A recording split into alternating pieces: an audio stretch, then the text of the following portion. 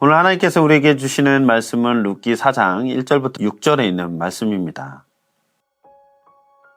보아스가 성문 위 회관으로 올라가서 앉아 있는데 그가 말하던 지방간으로서의 책임을 져야 할 바로 그 사람이 마침 지나가고 있었다.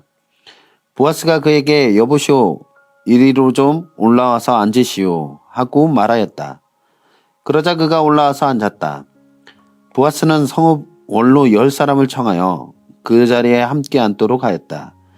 그 사람들이 모두 자리에 와서 앉자 보아스가 지방간으로서의 책임을 져야 할 사람에게 말하였다. 모압 지방에서 돌아온 나오미가 우리의 친족 엘리멜렉이 가지고 있는 밭을 팔려고 내놓았소. 나는 이 사실을 분명히 알려드리오. 여기 앉아있는 분들과 우리 마을 어른들께서 보시는 앞에서 나는 당신이 그 밭을 사라고 말씀드리오. 당신이 지방간으로서의 책임을 지겠다면 그렇게 하시오. 그러나 지방간으로서의 책임을 지지 않겠다면 그렇게 하지 않겠다고 분명히 말하여 주시오. 당신이 지방간으로서의 책임이 있는 첫째 사람이오. 나는 그 다음이오. 그러자 그가 대답하였다. 내가 지방간으로서의 책임을 지겠소. 보아스가 다시 말하였다. 그렇다면 나오미의 손에서 그 밭을 사는 날로 고인의 아내인 모압 여인 룻도 아내로 맞아들여야 하오. 그렇게 하여야만 그가 물려받은 그 유산이 고인의 이름으로 남게 될 것이오. 그러자 지방간으로서의 책임이 있는 그 사람이 말하였다. 그런 조건이라면 나는 지방간으로서의 책임을 질 수 없소. 잘못하다가는 내 재산만 축나겠소. 나는 그 책임을 질 수 없으니 당신이 내가 져야 할 지방간으로서의 책임을 지시오. 사랑하는 우리 미래교회 모든 성도 여러분들, 우리는 매일매일 어떤 선택을 하면서 살아갑니다. 아침에 눈을 뜨는 순간부터 누구를 만날지, 또 어떤 말을 할지, 어떤 태도로 살아가야 할지 우리는 끊임없이 선택의 순간순간들을 겪고 있습니다. 그런데 가만히 생각해 본다면 우리는 그 선택을 너무 가볍게 여기고 있지는 않은지를 생각해 보기를 원합니다. 내 인생이니까 내가 결정하면 되는 거지. 이건 그냥 작은 선택일 뿐이야 라고 생각하지는 않습니까? 하지만 성경은 전혀 다르게 말하고 있어요. 한 사람의 선택은 결코 그 사람으로 끝나지 않는다라는 것을 말하고 있습니다. 그 선택은 누군가의 인생을 살리기도 하고 누군가의 인생을 무너뜨리기도 하기 때문입니다. 한 이야기를 들려드리고자 합니다. 예전에 한국에서 목회 사역을 할 때 교회에서 같이 타던 집사님이 한 분 계셨습니다. 그분은 이제 소령으로 예편을 하셨던 장교로서 이렇게 예편하셨던 분이셨는데, 근데 하루는 한겨울에 한강에서 이제 자전거를 타고 집에 가던 중에 한 청년이 한강 다리 난간에 앉아서 울고 있는 모습을 보게 되었다고 합니다. 그날 무척 추웠고 다른 자전거를 탄 라이더들도 그 모습을 보았지만 다들 집으로 향하는 그 발걸음을 재촉했는데 왠지 집사님은 그 친구의 사연이 너무 듣고 싶었다고 합니다. 그래서 자전거를 잠시 멈춰두고 그 친구에게 다가가서 말을 걸었는데 이야기를 들어보니까 여러 가지 문제가 있어서 이젠 더 이상 살 희망이 사라졌다라고 생각을 해서 자살을 시도하기 바로 직전이었었다라고 합니다. 집사님은 그 친구와 깊은 대화를 시도했고 결국 설득을 해서 그 친구를 집으로 돌려보냈다고 합니다. 제가 함께 같은 교회를 섬길 때 지속적으로 그 친구를 만나면서 그 친구에게 힘과 용기를 북돋아 주었고 복음을 전하는 그 집사님의 모습을 보면서 참 그 집사님의 선택 하나를 통해서 한 사람이 살아갈 힘을 얻었다라는 그런 따뜻한 이야기를 들은 적이 있었습니다. 집사님도 그 한강을 건너던 수많은 라이더들처럼 날이 춥고 어서 집에 돌아가겠다라는 따뜻한 몸을 녹여야겠다라는 그 마음으로 그 청년을 그냥 외면하고 지나쳤다면 어떻게 되었을까요? 우리는 어떤 선택 앞에 어떤 사람은 계산을 하고 어떤 사람은 책임을 진다라는 사실을 알게 됩니다. 계산하는 사람은 이렇게 묻겠죠. 이 선택으로 내가 얼마나 손해를 볼 수 있는가? 또 책임을 지는 사람들은 이렇게 물을 겁니다. 이 선택으로 누가 살아날 수 있는가? 오늘 우리가 읽은 본문에서도 바로 이 두 사람이 등장하는 거죠. 한 사람은 계산하는 사람이었고 한 사람은 책임을 지는 사람이었습니다. 본문의 내용은 기업을 물을 자에 대한 책임에 대한 내용입니다. 보아스가 성문에 앉아 있죠. 당시 성문은 단순히 사람들이 들어가고 나가는 그런 길목이 아니었습니다. 삶의 중요한 결정이 내려질 때 이 재판이 이루어지는 자리였죠. 보아스가 성문에 앉아 있을 때 그때 한 사람이 지나갑니다. 그는 이 이야기에서 가장 우선순위로서 엘리멜렉 가문의 기업을 물을 수 있는 가장 우선순위에 있었던 자격을 가진 사람이었습니다. 가장 가까운 친족이로서 그 사람은 이 모든 나오미의 문제들을 해결할 수 있는 사람이었어요. 그가 지나가자 보아스는 그를 불러 세웁니다. 그리고 증인이 될 수 있는 장로들을 앉히고 공식적인 자리에서 묻게 됩니다. 엘리멜렉의 기업을 물을 이 책임을 당신이 지겠습니까? 나오미가 밭을 내놓았는데 그 밭을 사겠습니까?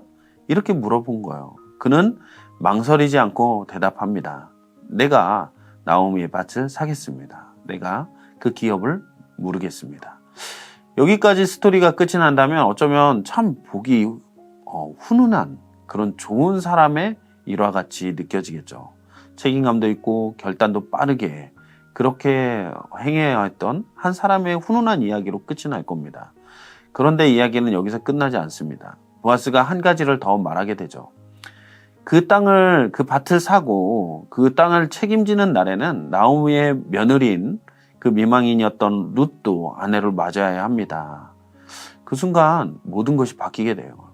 그 사람의 대답이 달라지게 됩니다. 그렇다면 나는 못하겠습니다. 왜일까요? 그 이유는 그는 스스로 이렇게 이야기를 합니다. 내 자산이 손해가 될까봐 이 사람은 그렇게 결정을 했던 거예요. 사실 잘 생각해보면 이 사람은 나쁜 사람은 아닙니다. 남에게 어떤 손해를 끼치려고 했던 것도 아니고 거짓말을 한 것도 아닙니다. 그는 단지 자기 인생 가운데 손해를 보지 않고 자기가 이룩해온 것들을 지키고자 한 선택을 한 사람입니다. 하지만 이후로 이 사람은 다시 등장하지 않죠. 왜일까요? 책임을 포기한 사람은 누군가에게 직접적인 해를 입히지는 않겠지만 하나님께서 보시기에는 한 사람의 인생을 살리지도 않은 사람이었기 때문에 그렇습니다. 그 결과는 무엇입니까? 룻은 버려질 수 있었고 나오미 가문은 끊어질 수 있었고 한 인생의 미래는 사라질 수도 있었습니다. 우리는 종종 이렇게 말하죠. 내가 꼭 그 일을 해야 할까? 굳이 내가 나서야 해? 이건 손해잖아.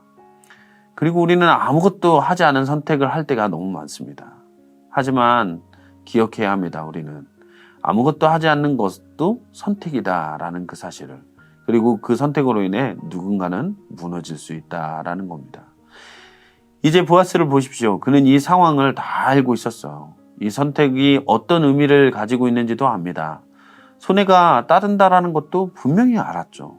책임이 길어진다라는 것도 알았고 자신의 삶이 복잡해진다라는 것도 충분히 알았습니다. 그럼에도 그는 말하죠.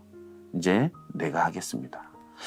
여러분, 이건 단순한 결혼 이야기가 아닙니다. 이건 한 인생을 짊어지는 선택의 이야기입니다. 보아스는 너무나도 손해볼 일이었지만 계산하지는 않았어요. 그는 묻지도 않습니다. 내가 얼마를 손해보는가. 그는 단 하나를 봅니다. 이 선택으로 누가 살아날 수 있는가. 그리고 그 선택 하나로 룻의 인생이 살아나게 되고 나오미의 웃음이 돌아오게 되고 끊어졌던 가문이 다시 이어질 수 있게 됩니다. 여기까지로 우리가 스토리가 끝난다면 나도 보아스처럼 살아야지. 그런데 이거는 어떤 도덕적인 이야기를 하는 설교는 아닙니다. 여러분, 보아스는 단순한 좋은 사람이 아닙니다. 그는 하나의 그림자였어요. 이 이야기의 진짜 주인공은 따로 있죠. 이 이야기는 결국 한 분을 가리키고 있는데 그분은 바로 우리 주 예수 그리스도이십니다. 우리는 어떤 존재였을까요? 하나님 앞에서 우리는 책임지기에는 부담스러운 존재였을 거예요. 손해만 되는 존재, 외면당해도 아무렇지도 않은, 전혀 이상하지 않은 존재입니다. 우리의 죄와 실패와 연약함은 누군가 대신 짊어지지 않으면 절대로 해결될 수 없는 심각한 문제를 가지고 있었죠. 그때 하나님은 계산하셨을까요? 아들을 내어주는 게 이 사람들을 살릴 만한 그 가치가 있는 것이 맞나? 이런 계산을 하셨을까요? 이건 손해 아닌가? 아닙니다. 하나님은 계산하지 않으셨어요. 그리고 예수님도 계산하지 않으셨어요. 그분은 십자가를 향해 걸어가시면서 이렇게 말씀하실 뿐이었습니다. 내가 모든 것을 책임지겠다. 그 선택은 고통을 의미했고 희생을 의미했고 죽음을 의미했고 단절을 의미했어요. 그럼에도 예수님은 멈추지 않으셨어요. 왜일까요? 누군가를 우리 모든 인류의 그 죄값을 치르고 정말 생명을 살려야 했기 때문에 그렇습니다. 여러분, 이것이 복음입니다. 우리는 예수님의 손해가 보는 결정으로 살림을 받은 사람들입니다. 그리고 이제 하나님은 우리에게 묻고 계시죠. 너는 어떤 선택을 하겠는가? 편한 선택을 할 것인가? 손해 없는 선택을 할 것인가? 아니면 누군가의 인생을 살리는 선택을 할 것인가? 여러분의 말 한마디가 누군가를 살릴 수도 있죠. 여러분의 행동 하나가 누군가를 다시 일어서게 할 수도 있습니다. 여러분의 선택 하나가 누군가의 인생을 바꿀 수도 있습니다.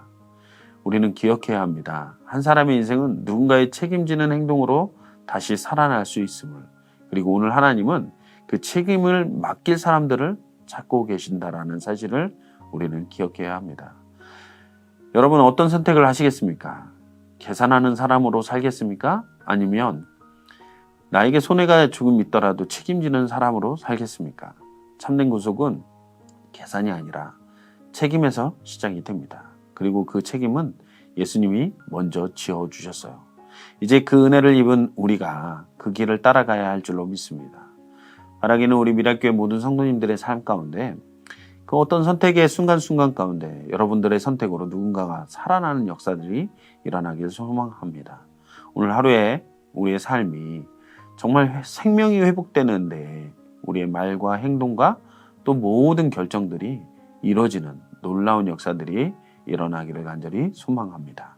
기도하시겠습니다.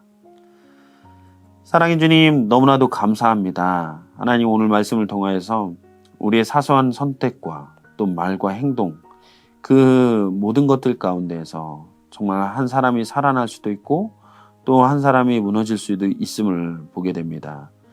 우리가 그렇게 무너질 수밖에 없는 존재들이었으나 예수 그리스도의 선택, 손해보는 그 선택을 통하여서 우리가 생명을 얻고 살아났듯이 우리의 삶의 모든 자리 가운데에서도 우리가 어떤 결정과 선택을 할 때 사람을 살리는 선택을 할 수 있는 귀하고 복된 삶이 될 수 있도록 주님 역사하여 주시옵소서. 날마다 함께 하실 주님을 찬양하오며 이 모든 말씀을 우리 주 예수 그리스도의 이름으로 기도했습니다. 아멘.